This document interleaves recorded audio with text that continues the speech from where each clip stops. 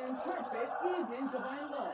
The Pope can modify divine law since his power is not of man, but of God in the action of residuance of God upon earth. But the Bible makes it very clear that his law stands forever and ever. Can you say amen to that?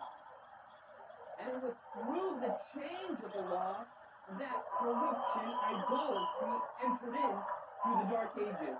And it's these things the Bible warns us against, that we should not put away the Word of God. Can you say amen to that? Now let's take our Bible, let's go to 2 Thessalonians chapter 2, verse 3. 2 Thessalonians chapter 2, verse 3. And by the way, you can find all the books that start with T in the New Testament, they're grouped together. So look for any book in the New Testament that starts with T, and you'll find Thessalonians there. And they're also baptized as well.